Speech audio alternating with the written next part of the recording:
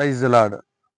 சங்கீதம் 51:3 சொல்லுது, என் மீறுதலை நான் அறிந்திருக்கிறேன், என் பாவம் எப்பொழுதும் எனக்கு முன்பாக நிற்குது என்று சொல்லி இருக்குது. பிரியமானவர்களே, நம்முடைய பாவங்கள் எப்பொழுதும் நமக்கு முன்பதாக நிற்கிறதா இருக்கிறது. என்னைக்குமே நம்முடைய பாவங்கள், என்னைக்கும் நம்ம செஞ்ச பாவங்கள் நமக்கு என்ன செய்வதில்லை, மறப்பது இல்லை. நம்ம செஞ்ச பாவங்கள் எப்பவுமே என்ன செய்யும், நமக்கு முன்பதாக இருக்கும்னு சொல்லி சங்கீதம் சொல்லி 51ஆம் சங்கீதம் தெளிவாக நமக்கு சொல்லிடுது. அது மாத்திரம் இல்ல, சங்கீதம் 51:9 பாத்தீங்கன்னா, என் பாவத்தை பாராதபடி நீர் உமது முகத்தை மறைத்து என் அக்கிரமங்களை எல்லாம் நீக்கி அருளும் சொல்லி தாவீது அவரு மன வேண்டுதலை அவர் என்ன செய்றாங்க, இயேசு கிறிஸ்துவிடத்துல சொல்லி கொண்டு இருக்கிறாங்க. பிரியமானவர்களே, அவருடைய மீறுதலை என்ன செய்யணும், அவர் என்ன சொல்றாருன்னா, அக்கிரமங்கள் எல்லா அக்கிரமங்கள் நம்ம பாவம் செஞ்சு அக்கிரமமா ஏக சிந்தையா நம்ம என்ன செய்யணுமா, கெட்டு போனோம். அது ஆண்டவர் சொல்றாங்க, அதை நீக்கி அருளும் என்று தேவனை நோக்கி தாவீது ராஜா விண்ணப்பம் பண்ணுகிறாங்க. பிரியமானவர்களே, அது மாத்திரம் இல்ல, நீங்க பாத்தீங்கன்னா சங்கீதம் 51:17 பாத்தீங்கன்னா, தேவனுக்கு ஏற்கும் பலிகள் நொறுங்குண்ட ஆவிதான், தேவனே நொறுங்குண்டதும் நறுங்குண்டதுமான இருதயத்தை நீர் புறக்கணியீர். நம்முடைய இருதயம் நொறுங்கு உண்டு போய் இருக்கு, வேதனை அடைஞ்சு போயிருக்கு. நம்முடைய இருதயம் எல்லாமே நமக்கு மகா கேடு உள்ளதா இருக்கிறது. நம்ம பாவத்திலையும் அக்கிரமத்திலையும் நிறைந்தவர்களா இருக்கிறபடினால அந்த இருதயம் நொறுங்கு உண்டு போய் இருக்கிறது. பிரியமானவர்களே, அது மாத்திரம் இல்ல, அந்த நறுங்குண்டதுமானதுன்னு சொன்னா உடைக்கிறது, தவிர்க்கிறதும், பாவத்தை எண்ணி நம்ம என்ன மன வேதனை அடைகிறோம். பாவத்திலே கிடக்கிறோமே, நமக்கு ஒரு விடுதலை வராதா? நம்ம பாவத்திலே கிடக்கிறோமே, இந்த பாவ சுவாபத்துல இருந்து எனக்கு விடுதலை வராதா? பாருங்க, குடியில இருக்கிறவங்களுக்கு பாத்தீங்கன்னா, மது கரெக்டா அந்த சாயங்காலம் 6 மணி ஆனாலும் சரி, காலையில 5 மணி ஆனாலும் சரி, குடிக்கிற எண்ணம் வந்த உடனே அவங்க கால் மதுக்கடையை நோக்கி போகிறது போல, நம்முடைய பாவங்களை செய்வதற்காக நம்ம கால் என்ன செய்யறோம், தீவிரித்து செல்கிறது. பிரியமானவர்களே, அது போல நம்முடைய பாவத்தை எண்ணி மன வேதனை அடைந்து நம்ம குடும்பங்கள் எல்லாம் சீரழிந்து கிடக்கிற இந்த நிலையில நம்முடைய நிலையை பார்த்தீங்கன்னா, நம்ம நொறுங்கி போய், நம்ம குடும்பம் நொறுங்கி போய் இருக்கோம். நம்ம வேதனையோடு இருப்போம், கலக்கத்தோடு இருக்கிற அந்த வேதனையோடு இருக்கிற அந்த குடும்பங்கள்ல பாருங்க நொறுங்கி போய் இருப்பாங்க. பாருங்க, யோபு சொல்லும் போது பாத்தீங்கன்னா, நொறுங்குதலுக்கு மேல் நொறுக்குதல் எனக்கு வந்தது, நொறுங்குதலுக்கு மேல் நொறுக்குதல். பாருங்க, இப்பதான் பார்ப்பாங்க, இப்பதான் உங்க பிள்ளைங்க இறந்தாங்கன்னு சொல்றாங்க, ஆடு மாடு எல்லாம் செத்துது. அவனை வெறுமையாய் தனிமையாய் அவனை கொண்டு வந்து விடும்போது கூட நொறுக்குதலுக்கு மேல் நொறுங்குதல் என்னை பற்றி கொண்டது என்று சொல்லுவாங்க. பிரியமானவர்களே, பாருங்க, அது போல நம்ம குடும்பத்துக்கு மேல குடும்பத்துல நமக்கு பாடு, உபத்திரம், இன்னல்கள், துன்பங்கள் எல்லாம் வந்து நிற்கும். பிரியமானவர்களே, பாருங்க, கணவனை இழந்த பெண்கள், மனைவியை இழந்த கணவன்மார்கள், நீங்கெல்லாம் நம்முடைய வாழ்க்கையில எவ்வளவு கஷ்டத்தை நீங்க அனுபவிக்கிறீங்க என்பதை நான் மனப்பூர்வமா நான் அறிவேன். எல்லாருடைய சுவாபங்களையும் நம்ம அறிவோம். பாத்தீங்கன்னா, நமக்கு உதவி செய்வார் ஒருவரும் இல்லையே, நமக்கு உரிமையா நமக்கு பேசுறதுக்கு ஆள் இல்லையே, நிறைய பாடுகள் உபத்திரவத்துக்குள்ள நீங்க என்ன செய்வீங்க, சிக்கி தவித்து கொண்டு இருப்பீங்க. நொறுங்கி போய் இருக்கிற இந்த உள்ளத்துல தேவனை நோக்கி கூப்பிடுங்க. ஏசப்பா, நீங்க வாங்க ஆண்டவரே, எனக்கு ஒரு ஆறுதல் செய்ய வாங்க ஆண்டவரேன்னு சொல்லி நீங்க கூப்பிடும்போது தேவன் உங்களுக்கு நொறுங்குண்ட இருதயத்தை அவர் புறக்கணிக்காத தேவன்.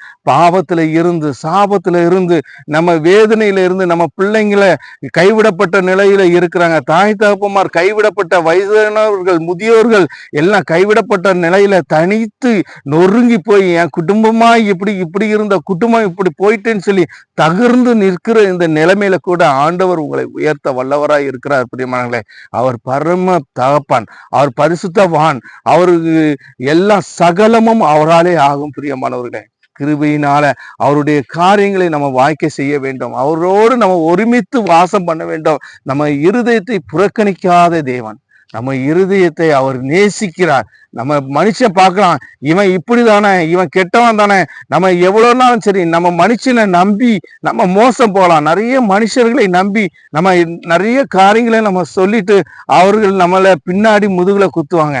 மனுஷனோ முகத்தை பார்ப்பான், ஆனா தேவனோ நம்முடைய இருதயத்தை பார்ப்பாங்க. பிரியமானவர்களே, நம்முடைய இருதயம் மாத்திரம்தான் அவருக்கு வேணும். நம்முடைய இருதயத்தை சுத்த உள்ளவர்கள் பாக்கியவான்கள் என்று சொல்லப்படுகிறது. நம்ம இருதயத்தை சுத்தப்படுத்துறவர்களா இருக்க வேண்டும். நொறுங்கு போய் கிடக்கிற அந்த அந்த நொறுங்குதல் உடைய ஆவியை, நம்ம நொறுங்கி போய் இருக்கிற அந்த இருதயத்தை தேவன் நமக்கு என்ன செய்யணும்? பலப்படுத்த வேண்டும். பிரியமானவர்களே, நீங்க அதை பார்த்து பாத்தீங்கன்னா ஏசாயா எழுதின நிருபத்துல 57:11-21 வரைக்கும் நீங்க வாசித்து பாருங்க பிரியமானவர்களே. அது ஏசாயால் உரைக்கப்பட்ட நொறுங்குண்ட ஆவிகளுக்காக தேவன் அவர்களை என்ன செய்யறாங்களா, நம்ம இடத்துல கூட்டி கொண்டு வராங்க. ஏசப்பா வர்றதுக்கு அவர் சொல்றாங்க. அது மட்டும் இல்ல, ஏசாயா 66:2 சொல்லுது, நம்ம வேதத்தின் வசனத்தை நடுங்குறவர்களை தான் தேவன் என்ன செய்வாங்களா, நோக்கி பார்ப்பார். வசனத்தை நம்ம நோக்கி பார்க்கணும். அவர் நம்ம தேவனுக்கு பயப்படுகிறவர்களையும் வசனத்துக்கு நடுங்குறவர்களையும் என்ன செய்வாங்கன்னா ஆண்டவர் நம்மளை நோக்கி பார்ப்பார்கள் பிரியமானவர்களே. அது மாத்திரம் இல்ல, சங்கீதம் 115:15-21 வசனம் இருக்கு. அதுல 18வது வசனத்துல நொறுங்குதல் இருதயத்தை குறித்து தேவன் பேசியிருக்கிறாங்க பிரியமானவர்களே. அது மாத்திரம் இல்ல, நீங்க ஏசாயா 61:1-2 சொல்லுகிறது, அந்த இருதயத்தின் பற்றி நொறுங்குதலுடைய இருதயத்தை பத்தி பேசியிருக்கிறாங்க பிரியமானவர்களே. கர்த்தருடைய கிருபை நமக்கு வேணும். அது மாத்திரம் இல்ல, நீங்க பாத்தீங்கன்னா சங்கீதம் 34:14-24 வசனம் வரைக்கும் வாசித்து பாருங்க. ஊழியக்காரர்களுடைய இருதயம் எப்படிப்பட்டதா இருக்கிறது. நீதிமானுக்கு வரும் துன்பங்கள் அநேகமா இருக்கும், ஆனா கர்த்தரை தேடுவர்களுக்கு ஒரு நன்மையும் குறையப்படாதுன்னு சொல்லி சங்கீதம் 34:10 வசனம் சொல்லுகிறது பிரியமானவர்களே. நம்ம கர்த்தரை தேடுகிறவர்களா இருக்க வேண்டும். கர்த்தருடைய வார்த்தையை நம்ம விசுவாசிக்கிறவர்களா இருக்க வேண்டும். கர்த்தருக்கு மேன்மை பாராட்டுகிறவர்களா இருக்க வேண்டும் பிரியமானவர்களே. நம்ம நொறுங்கி போய் இருக்கிற இந்த நிலையிலும் தேவன் நம்மளை நோக்கி பார்த்து கொண்டு இருக்கிறார். ஒரு வார்த்தை, அப்பா எங்களை பாருங்க டாடி, எங்களை நோக்கி பாருங்க ஆண்டவரே, என் இருதயத்தை சுத்தப்படுத்துங்க ஆண்டவரே. எனக்கு அநேக உபத்திரம் உண்டு. கணவன் மனைவி பிரிந்து வாழுகிற வாழ்க்கை, நிறைய பேர் டைவர்ஸ்ல நிறைய பேர் சிக்குண்டு போய் கிடக்குறாங்க பிரியமானவர்களே. பாருங்க, யோசித்து பாருங்க, நம்முடைய நிலைமையை யோசித்து பாருங்க, நம்ம குடும்பத்தினுடைய நிலைமையில யோசித்து பாருங்க. பிள்ளை ஒரு சைடு, தாப்பம் ஒரு கணவன் ஒரு சைடு, மனைவி ஒரு சைடு, நம்முடைய வாழ்க்கை சின்ன பின்னமாய் சீர்குலைந்து இருக்கிற இந்த நிலைமையை நீங்க யோசித்து பாருங்க. கர்த்தரை நோக்கி பாருங்க, கர்த்தரை கேளுங்க, ஆண்டவரே இந்த நிலைமை எனக்கு மாறாதா, இந்த நிலைமையை நமக்கு ஆண்டவர் நம்மளை ரட்சிக்க மாட்டாங்களா, இதுல இருந்து ஒரு விடுதலை கிடைக்காதான்னு சொல்லி ஏங்கி தவித்து கொண்டு இருக்கிறவங்களுக்கு ஒரு அற்புதத்தை கர்த்தர் கட்டளையிடுவார். கண்டிப்பாக, நிச்சயமாக. இதை பார்த்து கொண்டு இருக்கிற ஒவ்வொருவருக்கும் நான் சொல்றேன், இந்த டைவர்ஸ் ஆகி எத்தனையோ பேர் பிள்ளைகளை இழந்து, பிள்ளைகளை வைத்து கொண்டு வளர்க்க முடியாம, அடுத்த உதவி செய்யறன்ற பேர்ல உங்களை சின்ன பின்னமாய் ஆண்டவர் உங்களை சீரழிக்கிற வாழ்க்கைக்குள்ள இருப்பாங்க பிரியமானவர்களே. அநேகரால் வஞ்சிக்கப்பட்டு இருப்பீங்க. அப்படிப்பட்ட வஞ்சனை ஆவியில சிக்குண்டு போகாதபடிக்கு உங்களுடைய நொறுங்குண்ட இருதயத்தோடு தேவனை நோக்கி பாருங்க. கர்த்தரை நோக்கி பார்க்கிற ஜனங்கள் மிகுந்த சந்தோஷம் அடைவார்கள். அவர்களுக்கு ஒரு நன்மையும் குறையப்படாது பிரியமானவர்களே. பரிசுத்த ஆவியானவர் சொல்லுகிறாங்க, நீங்க இயேசு கிறிஸ்து வரும்போது கூட நீங்க அந்த ஏசாயாவில சொல்லும்போது பட்டு அவர் நொறுங்குண்ட இருதயத்தையும் குணமாக்குவதற்கும் குருடர்களையும் வியாதியஸ்தர்களும், பாருங்க, வியாதியில கஷ்டப்பட்டு நொறுங்கி போய் ஆஸ்பத்திரியில சீரழிஞ்சு போய் கிடைக்கிற சில உள்ளங்களை கர்த்தர் நோக்கி பார்க்கிறார். நொறுங்கி போய் இருப்பாங்க, அவங்களுக்கு வேதனையோடு இருப்பாங்க, அவர்களுக்கு உதவி செய்வதற்கு ஆளே இல்லாம இருப்பாங்க. அப்படிப்பட்ட உடைந்து போய் இருக்கிறீங்களா? உங்க இருதயம் நொறுங்கி போய் இருக்கிறதா? அந்த இருதயத்தை கர்த்தர் இடத்துல கொடுங்க. நம்ம இயேசு ஒருபோதும் அந்த இருதயத்தை புறக்கணிக்கிறது இல்லை.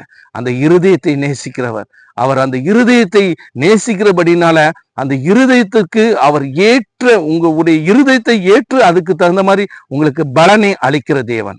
ஹல்லேலூயா, ஹல்லேலூயா. கர்த்தருடைய நாமம் மகிமைப்படுவதாக. நான் தாழ்மையா சொல்றேன், இன்னும் வஞ்சிக்கப்படாதீங்க. வஞ்சிக்கப்படுவதற்காக நீங்க அழைக்கப்படாதீங்க. அநேக ஆத்துமாக்களை தேவன் வஞ்சனைக்குள்ளேயும் பிசாசு சிக்கு உண்டு அவன் காலடிக்குள்ள போட்டு வைத்திருக்கிறான். அதை விடுவிக்கிறதுக்கு தான் ஊழியங்கள், அதை விடுவிக்கிறதுக்கு தான் ஊழியங்கள். நம்ம பேசுகிறோம், ஒவ்வொரு வாழ்க்கையிலும் எத்தனையோ மக்கள் சிக்குண்டு போயிருக்காங்க. குடியினால, வேசித்தனத்தினால, விபச்சாரத்தினால எத்தனையோ மக்கள் சிக்குண்டு போய் இருக்கிறாங்க பிரியமானவர்களே. நல்லா தெரியும், வாழ்க்கையில எத்தனையோ பேர் அவங்களுக்கு கையேந்தி விடுவதற்கு, காப்பாத்தி விடுவதற்கு ஒரு உதவி செய்ய அற்ற நிலையில இருப்பாங்க பிரியமானவர்களே. அப்படிப்பட்ட ஆட்களுக்கு ஆண்டவர் கிருபை செய்யணும். நீங்க அதற்காக ஜெபிங்க, மெயினா ஜெபிங்க. நம்ம ஜெபிக்கணும். கர்த்தருடைய நாமத்தை குறித்து அவர்களுக்கு நம்ம சொல்லணும். நீங்க நொறுங்கி போயிருக்கிறீங்க, ஒரு விசை இயேசுவே என் இருதயத்துல வாங்கப்பா, நீங்க என் இருதயத்துல வந்து ஆண்டவரே நீங்க என்னை ஆசீர்வதிங்க டாடி, நீங்க உங்களை விட்ட வேற யாரும் இல்லைன்னு சொல்லி அவருடைய பாதத்தை இறுக பற்றி கொள்ளுங்க பிரியமானவர்களே. அப்பொழுது தேவன் சகலமும் நன்மைக்கு ஏதுவாய் உங்களை மென்மேனும் மேன்மையாய் வளர்த்து ஆண்டவர் உங்களை ஆசீர்வதிப்பார். அப்படிப்பட்டதான கிருபையை ஆண்டவர் தருவாராக. ஆமென். இந்த வீடியோ உங்களுக்கு ஆசீர்வாதமாக இருந்திருக்கும் என்று நம்புகிறோம். இந்த வீடியோவை லைக் செய்து உங்கள் நண்பர்களுடன் பகிர்ந்து கொள்ளுங்கள். இந்த வீடியோவை பற்றி உங்களுடைய கருத்துக்களையும் சாட்சிகளையும் கமெண்ட் செக்ஷனில் தெரியப்படுத்துங்க. தொடர்ந்து நம்ம சேனலில் வர்ற எல்லா வீடியோவும் மிஸ் பண்ணாமல் பார்க்குறதுக்கு நம்ம சேனலை சப்ஸ்கிரைப் பண்ணி வச்சுக்கோங்க. உங்கள் ஜெப உதவிக்கு 94 43 52 76 77 என்ற எண்ணிற்கு தொடர்பு கொள்ளுங்கள். கர்த்தர் உங்களை ஆசீர்வதிப்பாராக.